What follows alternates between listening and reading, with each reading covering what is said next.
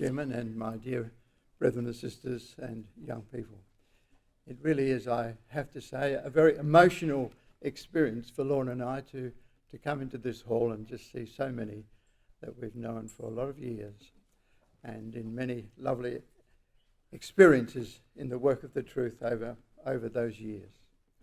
If we don't remember everybody like we used to, just give us a bit of a pull and tell us who you are. But I can see people from as far as Prince George here that I haven't seen for donkey's years, and many others that we love very dearly. And so I just want to say how lovely it is for us to be with you and to share the joys of the truth and the thanksgiving that we make on a weekend like you have. We don't have a weekend that's called Thanksgiving. I think actually the origins of it were because of the thanks that those few pilgrim fathers felt when they got to the shore of North America, and they had got there safely, and so they made this a day that there would be thanks.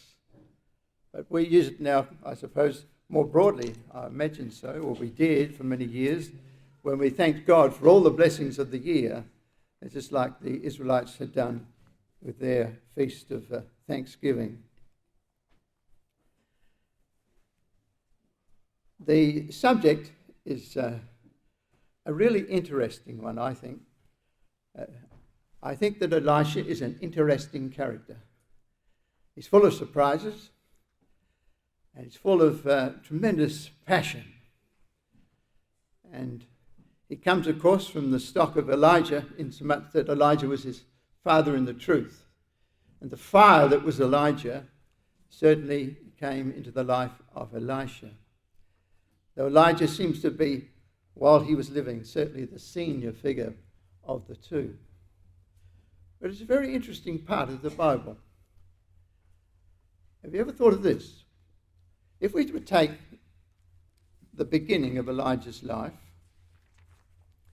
we come back to Elijah's life, to chapter 17. So let's put just a hand there for a moment.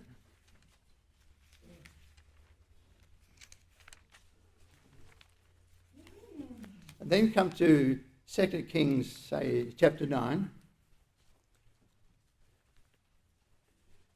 And within that section, quite a few pages, isn't it?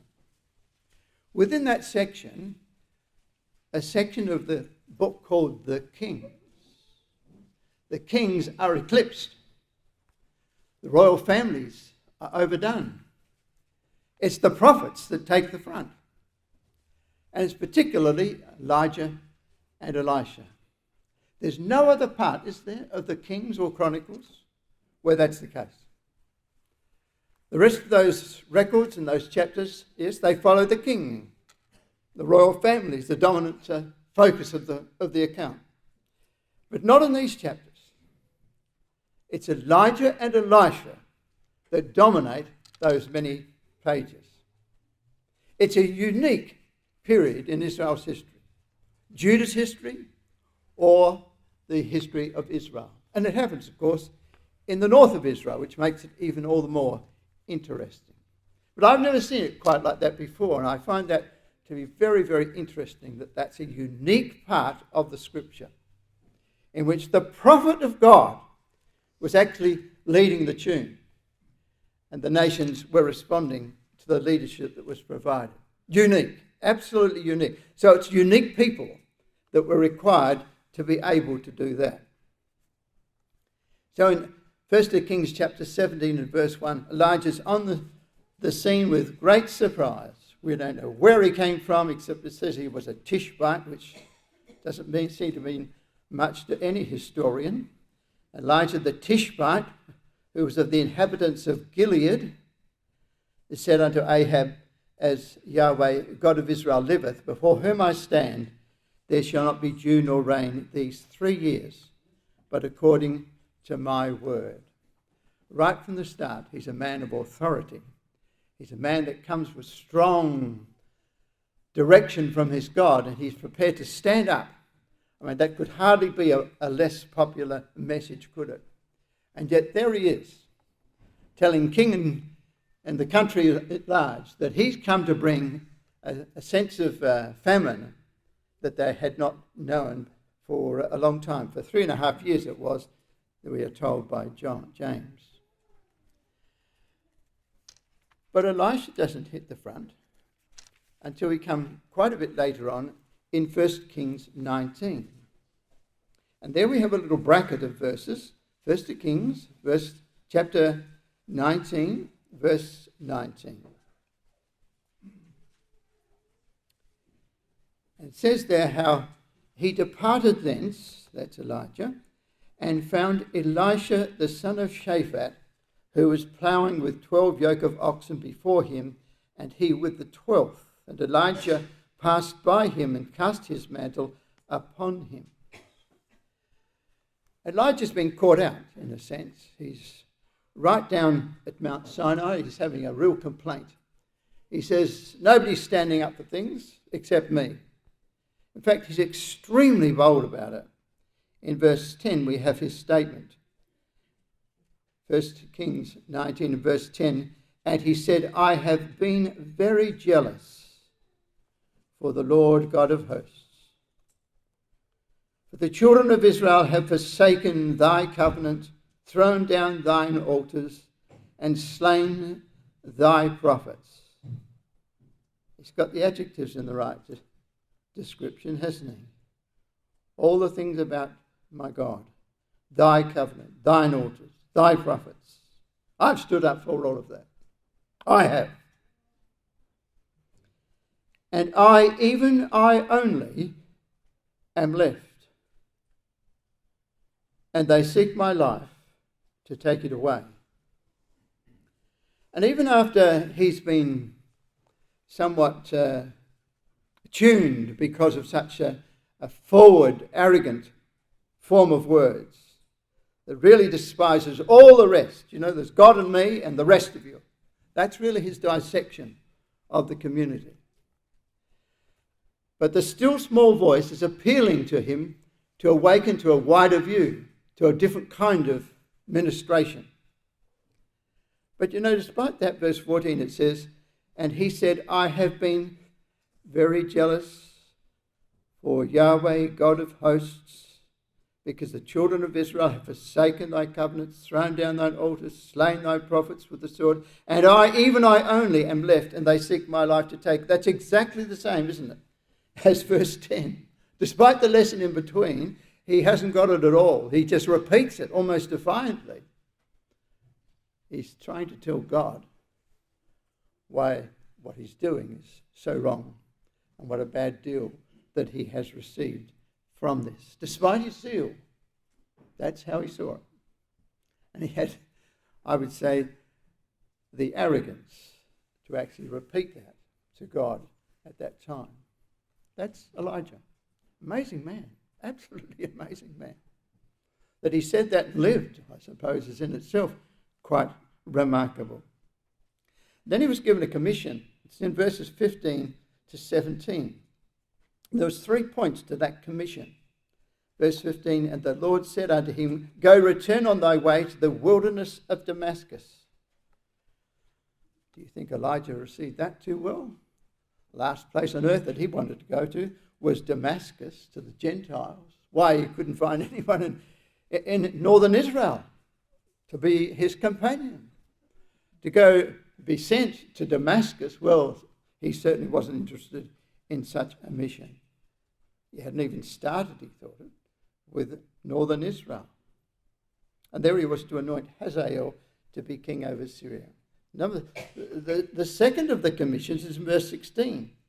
And Jehu, the son of Nimshi, shalt thou anoint to be king over Israel. So there's a duty in Israel. And it's to anoint Jehu to remove the house of Ahab. And thirdly, Elisha, the son of Shaphat of Abel-Maholah, shalt thou anoint to be prophet in thy room. And you know that Elijah didn't really do 2 out of those 3. He did the third. He anointed Elisha, as it follows in verses 19 downwards. But of the other 2, he never did them. It wasn't he that went to Damascus. It wasn't he that went back to Israel and converted Israel. The one that he did fulfill was in the appointment of Elisha. So in this very brief account, and this is the first words we have about Elisha, verse 19, it says that he departed thence, did Elijah, found Elisha the son of Shaphat, who was ploughing with 12 yoke of oxen, and he with the 12th. And Elijah passed by him and cast his mantle upon him. What do you make of that? He hasn't really said hello to the man, has he? He hasn't been to knock on his door. He's just passing. He sees this young man at the end of this 12 yoke of oxen, and he casts a mantle of responsibility upon him. There doesn't seem to be any introduction at all. In normal respects, we would say that's a very impolite way to greet a friend, particularly someone that you want to take up a very difficult commission. But there's not a word. The young man gets no understanding of what it was all about. He must have been a fairly well-to-do person, because it says he was ploughing with 12 yoke of oxen. A yoke of oxen is like a tractor for a farmer in these days. So you're looking at a farmer that's running a fair bit of interests. You might say he was like a farmer with 6 tractors, so to speak. He was in a fairly good, comfortable way. And the place that he lived indicated that it was good ground. Abel Meholah, which means the prairie of dancing, of happiness, joy, good country, good growth, very fruitful area. And he had quite a property, and he was working on that property. It doesn't say that he found him with his eyes in the Word of God, but his mind was. But he was a practical, working young man farmer at that stage. And he obeyed the sense of Elijah's call. He left the oxen and ran after Elijah. Elijah hasn't even stopped to sort of explain anything. He had to run after him. He's left with this mantle, and he wonders whatever all this means. But Elijah's 20 yards down the road now already. He's on his way. Done what he had to do. An enormous commission that he'd given this young man. And yet he didn't even see the sense or need to explain it. I don't like to put some adjectives to that, but it doesn't seem very concerned about others, does it? He's very much involved in his own world. And in desperation, Elisha says, "Let me, I pray thee, kiss my father and my mother, and then I will follow thee." But he's saying to a person who's on his way. And he said unto him, "Go back again, for what have I done to thee?" Finally, Elijah gets the point that he's really brought a very difficult matter to a young man that's going to change his life completely, absolutely completely. And that perhaps that wasn't altogether a nice way to do it. Surely the young man should be able to kiss his father and his mother, because he was going to be departing for good. This was not a part-time job. "Go back again," then he says, "for what have I done to thee?" But Elijah doesn't stay around even then. I don't think anybody would really quite act like that here, would we? We wouldn't even dare to think like that. Perhaps it's the kind of thing we can say is that Elijah was so consumed with the mission that God had given him that he couldn't be delayed by niceties. He just named the fact and left it with him.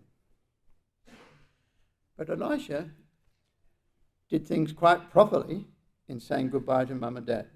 He returned back from him, verse 21, which means he must have gone on quite a way, and took a yoke of oxen and slew them, boiled their flesh with the instruments of the oxen, and gave unto the people, and they did eat. So this is not a 5-minute recall back to mum and dad, is it? This is a matter of some hours. If you're going to take a yoke of oxen and slay them, and then divide all that up after you've cooked the meal, there's got to be hours involved in that.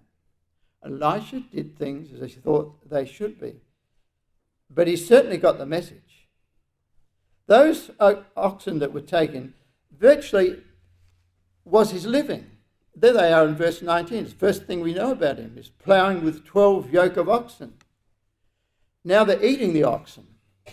They've been killed and prepared, and now they're eating them, and that's his celebration. So that by the time he's finished, the instruments of his industry is a pile of ashes. And they've all partaken of that. What a unique way to leave the family. What an incredible concept that was. There's his innings. That's his income. That was going to be his future. His intended future was now a pile of ashes. And what it also meant to his parents was, I'm not coming back. That's over. I've completed it. That's one phase of my life, but this is where I'm going. And that must mean, my dear brothers and sisters, that Elisha had, even if not a friend in Elijah, and obviously he didn't at that stage, yet he knew what Elijah's message was, and he knew what the message of the scriptures was. He knew that. And he was a young man of tremendously strong persuasion about that. It must mean that, mustn't it? Or he would never have destroyed those oxen. He would have said to Mum, get a few sandwiches and we'll have a little celebration and we'll be off or something. No, it wasn't like that at all.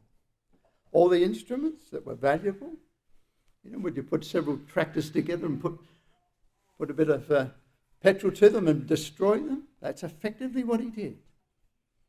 He collapsed his life in the company of Elisha. Well, we imagine Elijah's still there. Elijah's still there. But we can't be sure about it, because it says at the end of verse, then he arose and went after Elijah and ministered unto him. He poured water into the hands of Elijah, as one of the other records puts it. He was like a servant, really, to Elijah, this highly talented young son. And now he's going to be the servant, effectively, to Elijah. And I don't think he would have got too many, gentle expressions in such an occupation. Elijah's mind was in another place. Then we are told nothing more until we come to our chapter that we read today. As we do, we pass over some interesting things. I just wanted to mention this. He said, didn't he? He said to God, I'm the only one around. The rest, you can count them out. As we go along, we come to chapter 20, and there the king of Israel, of the northern king, he's in war with a man called Ben-Hadad. And Ben-Hadad was a Syrian. And in this chapter, have you noticed just how many times a prophet turns up on the scene? Look at verse 13. Behold, there came a prophet unto Ahab, king of Israel, and gives him a hopeful message. It was successful. The battle was successful. Well, there's one prophet that hadn't been counted, one of the 7,000. But verse 22 has another one. Perhaps he was the same one. The prophet came to the king of Israel and said. But there's another one in verse 28. There's 4 in the chapter. So Elijah's arithmetic was not only poor, but his sense of value of people that were there is not very fundamentally good at all. And back in the capital, in Jezreel, there was at least 100 of prophets that were stored there by the person who was the prime minister of the king, Ahab's prime minister. And he was looking after them, feeding them in a cave, by 50 in a cave. And he's the prime minister. Jezebel goes past every now and again. Imagine the quality of faith that man had. Amazing man. One whiff of that to Jezebel and he'd be gone. And those 100 in the cave, they'd be gone too. Elijah doesn't seem to even know that they existed. How amazing is that? So when we turn over to our chapter that we read this afternoon, 2nd of Kings chapter 2, there's nothing really about Elisha until we get to this chapter from the section that we read in chapter 19. And here Elisha really comes into the picture.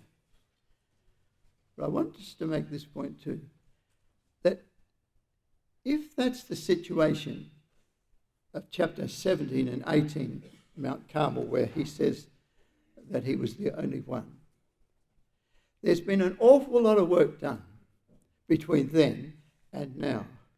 Because in this chapter, we're going to find well, it seems almost like half a city is the prophets. And there's 4 of them. Gilgal and Bethel and Jericho, down to Jordan. There's batches of prophets in all of those circumstances. At one point here it mentioned, didn't it, in verse 7, there were 50 men of the sons of the prophets. 50 men in a group, all prophets. Elijah's arithmetic was not very good at all. Came to pass then, verse 1, when Yahweh would take up Elijah into heaven by a whirlwind, that Elijah went with Elisha from Gilgal. So this is the end of Elijah's ministration. And that's why I emphasize it about the growth of the prophets in between. Between that earlier chapter, to chapter 17 and 18, and this chapter, a lot of work must have gone on. Because now we have prophets building homes and developing their cities. And the work of Elijah that's yet to be seen again in the future is based upon that fact. The Gospel of Luke, chapter 1, and verse 17 says that this was a fulfillment of the work of Elijah in the future. There is to be a future of work for Elijah. Because the one who is to come in the future will be in the spirit and power of Elijah. In this case, it was John the Baptist. But it was in the spirit and power of Elijah. You and I would be looking at that record pretty scarce to find out where we see Elijah sitting down with someone with an open Bible.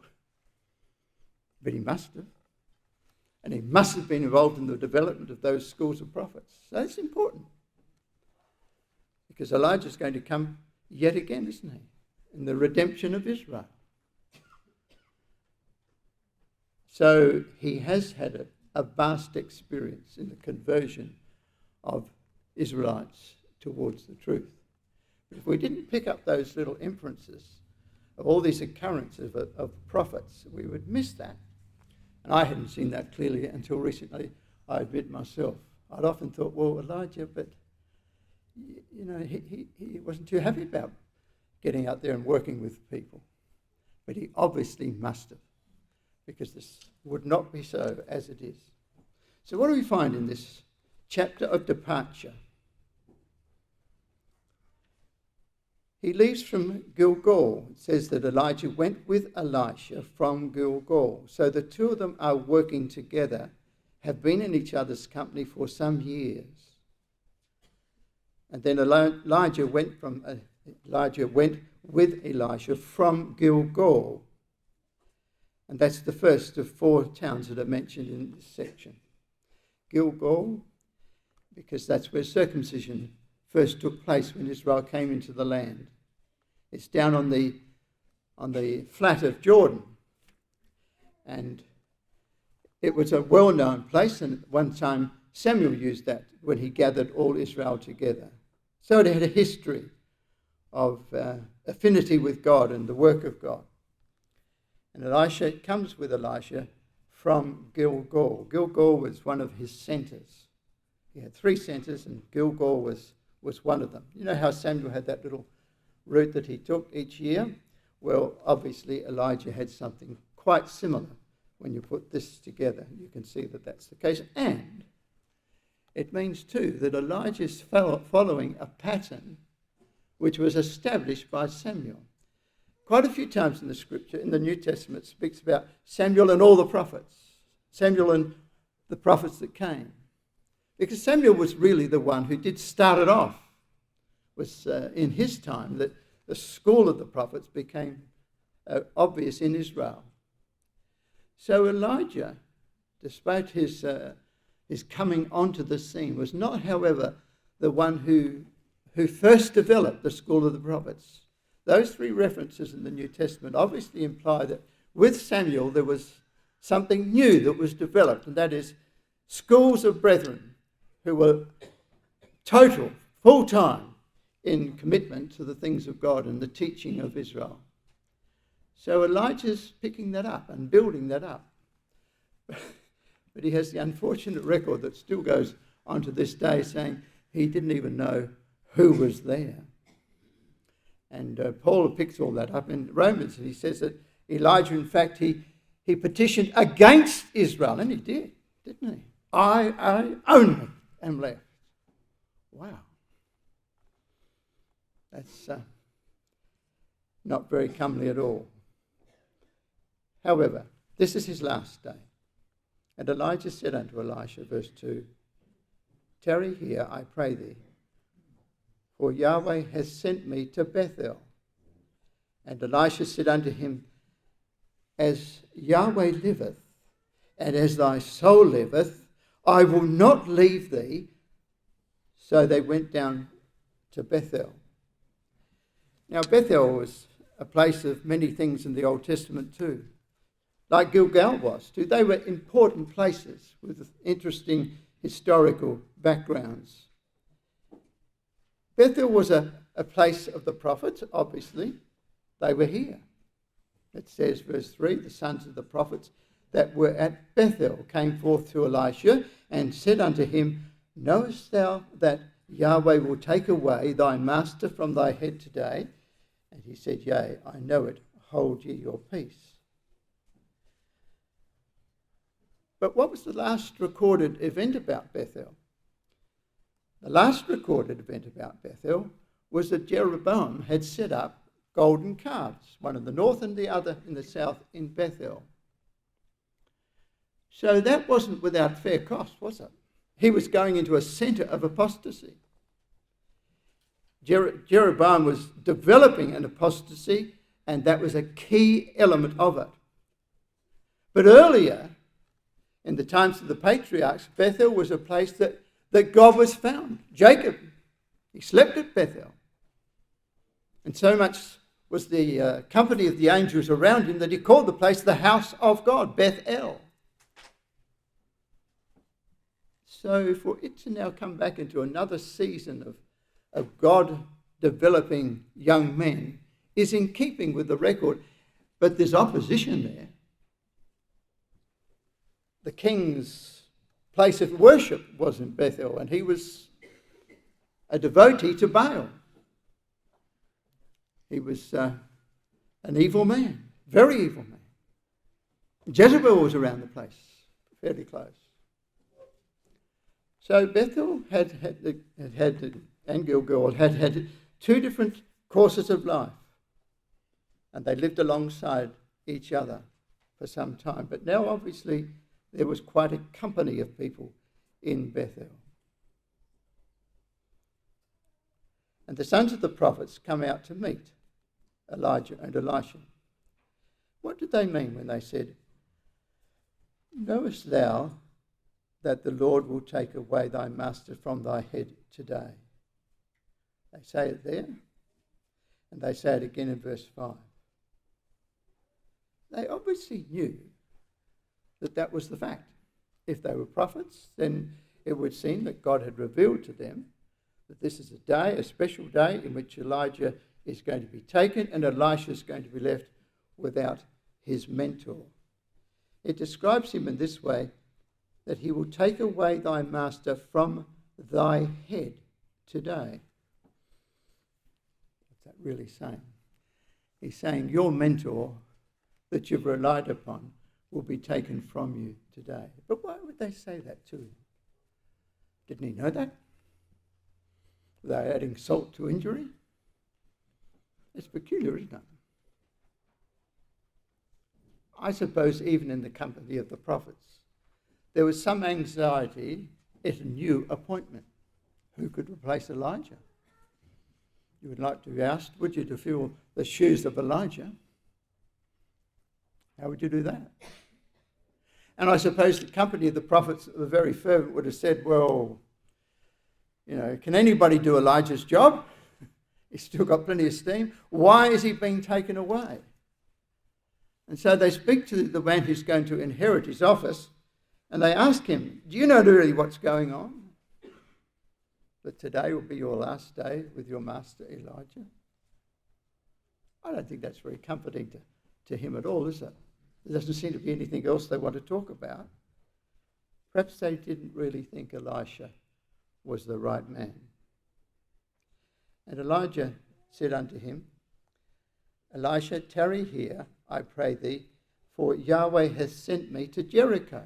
So he doesn't sit still, he says he's off to Jericho, which is right down, of course, close to the river Jordan. And he says furthermore that Yahweh has sent me to Jericho. He's so busy. And Elisha is desperate to have his company. This is a very interesting thing to contemplate. If you were Elisha, how would you feel? You've left everything. You're not married. Got no family. And Elijah's been just an enormous tower of strength in the country. Everything was back to Elijah. Whatever he said was what happened. And you've been asked to take his mantle. You feel as though you needed a bit of a comfort for the job, wouldn't you? You'd like to feel that people that were going to be your employees, as it were, your people that you were cooperating with, that they were friendly towards you. But I think there's a note in that. It says they're trying to tell him something. And of course he knew what they were trying to tell him. He knew better than they. But why did they repeat it again? And it happened wherever he went. And so in verse 4 again, he said, as Yahweh liveth and as thy soul liveth, I will not leave thee. Why wouldn't he leave? Why would he go the last little trek with Elijah? Why did he say, look, Elijah, I know what's happening. I know what is going to occur.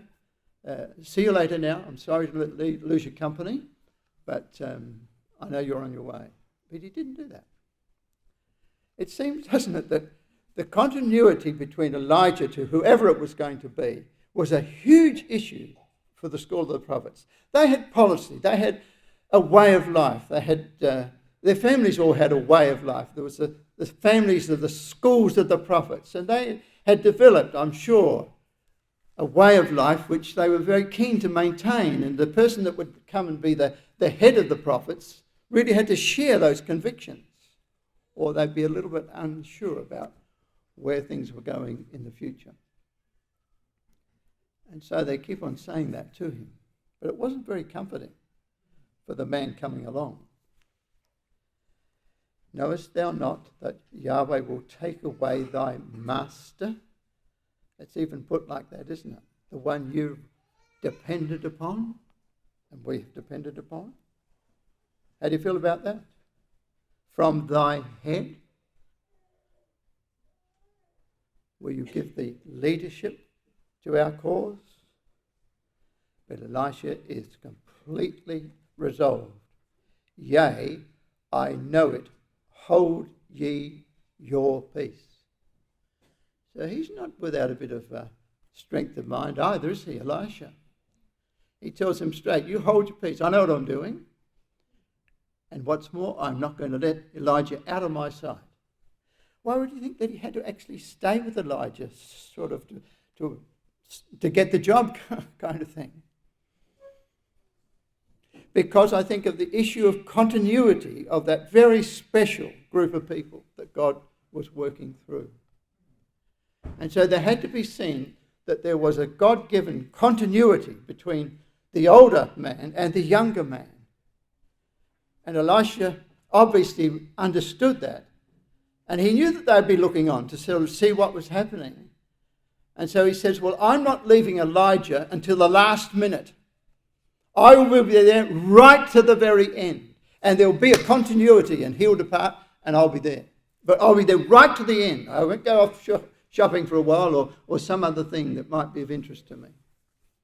No way. His mind was absolutely set on the importance of the role that was coming his way. I think the others probably thought, well, we'll see. Has this man really got what's necessary for what is needed in the job? So he comes down to Jordan, to the river Jordan in verse 3. Elisha said unto him, tarry, I pray thee here, for the Lord has sent me to Jordan. On he goes again. He won't sit still. And he said, as Yahweh liveth, and as thy soul liveth, I will not leave thee. And they too went on. They're going down to Jordan, and we might think, well, why did they need to go to Jordan? Were they thirsty, or what was it? Why did they have to go to Jordan? And 50 men of the sons of the prophets went and stood to view afar off, and they too stood by Jordan. So down there at Jordan, it's all that roughage around that old river of Jordan. Back here, there's a little bit of higher ground, and on that higher ground, there's 50 of the prophets. And they got their eye dead on these two people, whose image is getting less and less in the distance. And they are watching everything that happened, totally concentrating on whatever might happen. Could they really have a school of prophets without an Elijah? And then the story unwinds. Elijah took his mantle, his own mantle, which represented his office, and wrapped it together and smote the waters, and they were divided hither and thither, so that they too went over on dry ground. Elijah did that. He wasn't the only person that did something like that.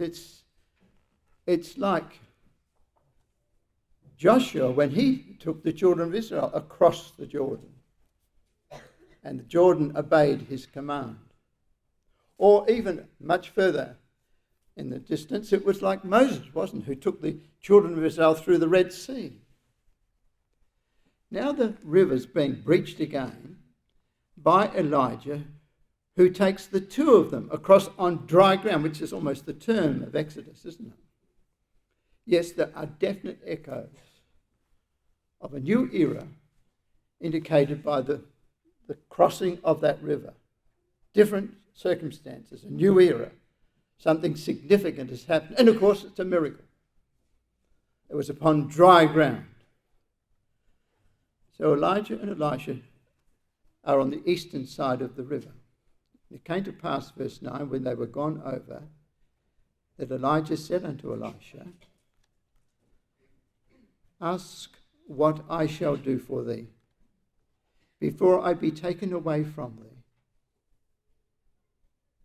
Well, he did have at least that amount of thought, didn't he? He said, what would you like me to give you as a parting gift? And here's the man's mind. Elisha said, I pray thee, let a double portion of thy spirit be upon me. That's a beautiful statement, isn't it? That spirit's been denoted even in the New Testament. We referred to it earlier in Luke chapter 1, verse 17, where it speaks about John the Baptist, who would come forth in the spirit and power of Elijah. There it is. That's that very spirit. And Elisha is requesting that he be given a double portion, not because he was greedy, as it were, or wanted to show himself greater than Elijah. I'm sure that wasn't the point. It was a sense of necessity. He felt the enormous responsibility of that office. He truly honoured Elijah's duties and the way he'd gone about. He honoured that very, very great, in the cause, of course, enormously. He burnt the rest of his life back home and left it behind. He wasn't turning back from that at all, but he just felt the dependency that he had upon God. If Elijah could do this, then he needed a double portion to be able to do the same thing. I think that's the sense of it. Do you think that's right? I think that fits fairly well. And so I pray thee, let a double portion of thy Spirit be upon me. And it must mean too that he really did admire Elijah. And there had been that growth of the school of the prophets against all. Jezebel, Ahab, name the lot of them. Nevertheless, there's been a growth of the truth and the teaching of the truth in their community. And Elisha felt, even though he couldn't think of doing anything else in life, he did feel the need for God to be with him in a very comforting and powerful way. So he was, verse 10, it was acknowledged his request was a very good thing, but a hard one. Thou hast asked a hard thing. Nevertheless, if thou see me when I am taken from thee, it shall be so unto thee. But if not, it shall not be so. Why did Elijah put that requirement before him? Why did he have to see Elijah go? Well, Elijah wasn't the only one that had seen what verse 11 describes as a chariot of fire and horses of fire, and parted them both asunder, verse 11. The prophet Ezekiel also, before he went on his mission, he saw the picture of the cherubim, of the glory of God, described in the sense of the cherubim, and this is very much similar, isn't it? I think what Elijah is saying, I want you to really feel the enormity of what you're entering into. No doubt that Elijah knew what was going to happen, that he would be taken up in this way. And so he wants the one that's coming up on his side, he wants him to really understand how close this is to the things of God. It's right in the very center of what God is doing. His presence will be with you. It will empower you for good things. But it's going to determine your life in an unswerving manner. You will become to Israel God's working in the nation. I think that's the sense of it, don't you? If you put that together with Ezekiel chapter 1, I think it makes good sense. Elijah wanted Elisha to absolutely know how close he was to the work of God in Israel at that time. It came to pass as they still went on, verse 11, and talked that, behold, there appeared a chariot of fire and horses of fire, and parted them both asunder. And Elijah went up by a whirlwind unto heaven. Now that chariot didn't leave him altogether, did it? Because you remember the case which we'll come to tomorrow, where they were outside of Dothan, and Gehazi was scared stiff about the whole circumstance, because all these Syrians were around the breadth of the city. And Elisha prays that the young man's eyes might be opened, that he would see that there was more for them than there was for the Syrians. And he uses the expression, there is more on our side than there is on his side. And that's how it turned out, of course, to be. Phrase which is taken up by David in Psalm 55, where he speaks of the same thing, that his enemies didn't realize there was more for him on his side than were on his side. That really never left Elisha, in a sense. It may have taken Elijah, but nevertheless the power of that vision was now going to drive his ministrations. So it says that he saw him no more. He took hold of his own clothes and rent them in two pieces. Took up also the mantle of Elijah that fell from him, and went back and stood by the bank of Jordan. So they're still on the eastern side, aren't they? But the work's on the western side. They've got to cross Jordan. He's got to cross Jordan. He's by himself. There's no Elijah. There's no Elijah to just brush the waters with his mantle. What's going to happen now? Does he have to swim across? He tries God's hand. He took up also the mantle of Elijah that fell from him, went back and stood by the bank of Jordan, and he took the mantle of Elijah that fell from him. What a nerve-wracking experience in life, eh? To fit into the shoes of a man that for years you've greatly honoured, and now the responsibility is upon you, and you're there by yourself on the eastern side. And he smote the waters, just like his master had done, and said, "Where is Yahweh, God of Elijah?" It was the verification of the double portion that he wanted, wasn't it? And in that sense, he received it here. Where is the Lord God of Elijah? And when he also had smitten the waters, they parted hither and thither, and Elisha went over. And here in this verse 14 and 15, I think we have the crux of this passage, of this chapter. When the sons of the prophets, remember they were left on this slight elevation over here, watching anything they could see. When the sons of the prophets, which were to view at Jericho, saw him, they've been watching every detail, they said, "The spirit of Elijah doth rest on Elisha." And they came to meet him. The evidence is clear. The God of Israel has brought this younger man into the office. They came to meet him and bowed themselves to the ground before him. They saw the departure. They saw him come back. They saw the division of the river. They saw the chariot went off and Elijah went. And they left with Elisha. And they come and they bow down before him. What an amazing record, mighty brothers and sisters. It's an amazing record, isn't it? How many times in the scripture have we got anything like this? It's amazing. And they said unto him, "Behold now, there be with thy servants 50 strong men.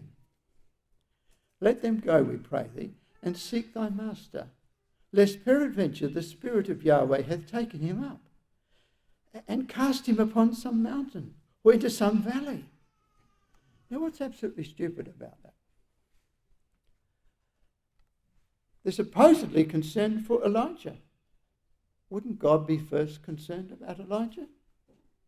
Is it likely that God's going to get hold of Elijah and wait till he's got enough altitude and then just toss him out onto the ground below? It was stupid.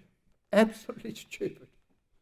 They must have felt highly embarrassed as they made the suggestion. But why did they make that suggestion? I suggest because they still were not really convinced.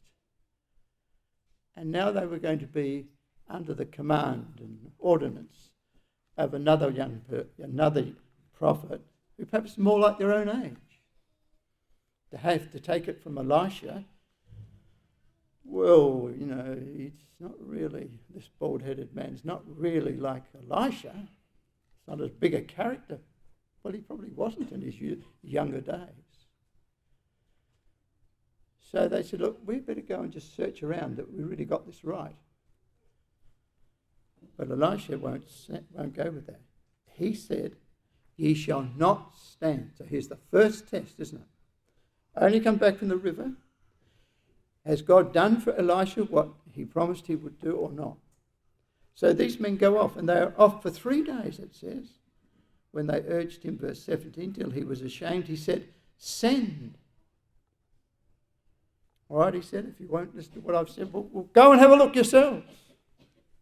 It's a waste of time, but if you must. They sent, therefore, 50 men, which I suppose was the same group we had over here in verse 7. 50 of them go off into the surrounding area, probably climbing the heights of Jericho and so on, of the valley of Jordan. When they came again, for he tarried at Jericho, he said unto them, "Did I not say unto you, go not?" Because, of course, they didn't find him. And so Elisha makes the point to them, "I told you not to go." So immediately, he's settling into the new situation of authority and direction, which they didn't think he really would have. And so the men of the city said unto Elisha, "Behold, I pray thee, the situation of the city is pleasant." And we're not going to go into that section. My dear brothers and sisters, I find that disposition of Elisha is really what we need today, don't you? There's a person who was prepared to put a light to all the things that he had in life and to give direction to the teaching group. I mean, not everybody came to the school of the prophets and sat at their feet. I'm sure it didn't happen quite like that. But with time, it would have, in these various cities, it would have developed what Samuel had developed. You know, he was in Naioth of Ramah. Ramah was really the city, and Naioth was like accommodation block. Naioth means dwelling. I don't think it just meant that when visitors came, they could find accommodation outside the city of Ramah. I think that it also meant that God dwelt there, because he did. The school of the prophets was there. I suppose they developed something like that in these other cities. And that must have been Elijah involved in those things, because he was the only one that was leading the group at that stage. Well, my dear brothers and sisters, there's a tremendous drive in that. When I think of the best things that's come along in recent years in our own body is the school of the prophets. Well, it might be a small comparison. But, you know, I've seen young men come along to the school of prophets, you know, in their really buffoon stage of life, like this group of boys down here. By the way, they were not young children at all. The word's used of Daniel when he went into Babylon. It's used of David when he was going against Goliath. No, they weren't kids, little children at all. They were buffoons. They were later teenagers who thought that they'd take the opportunity of having a shot at a new man. And they found that God had a solution. And I think that's important to notice. God had a solution. Elijah didn't touch them. Elisha didn't touch them. The bears came out of the forest and they dealt with these ill-mannered, buffoon-type people. And that, of course, is very much the atmosphere of a lot of what we see in our democratic countries today. Young people just doing whatever they want to do, no matter what. And if he's the head man of the school of prophets, we'll throw a bit of rubbish at him and see how you get on. You know, that's more or less what is happening in some areas of Christadelphia. People just come, couldn't care less how they come. They treat the hall just like as if it's their backyard, perhaps something in their backyard at home. It's not good. We should respect the meetings. All of us. We don't have to be a show of expensive clothes and so on. But we must respect our meetings. And we must have our young people to know that respect means that you come in a way that is seemly in the worship of God. And that's not easy because the whole mood of the country, Australia and no doubt Canada, is against that. There's a lot of young fellows that are doing just like this crowd did here. A lot of young people today. Some of our own young people are sometimes like that. But they're not all like that. I had a class last night with some of your young people and they were exemplary in their behaviour and the manner in which they came. And I'm thrilled to see things like that. And I'd like to encourage all of us to not be fooled by the idea that it doesn't matter what you wear wherever you go. It's not true. Nobody would do that and go up to the president of the US or that might be actually more in keeping. But they would not dare to do that to a person high in office. What about when we come to our meetings before God? It's not a show, but nevertheless, there is respect. This story is of a young man who was prepared to burn his future and leave it as a little hill of ashes in the company of his mum and dad and say goodbye to them and devote himself to the work of the truth. And I'm absolutely delighted to see that in the school of the prophets and in other places, in our ecclesias, there are people that are developing a mind that's got that depth and sincerity. We need them. We need every one of them. And what comes to our shoulders is this, that we must think, are we developing young Elishas? Are we making room for young men to come through that can be taught the things of God in a strong, clear and emphatic way, a healthy way? and that can build our brotherhood so that when our master comes, there are something of the equivalent of these schools of the prophet which were there in the days of Elisha. Thank you.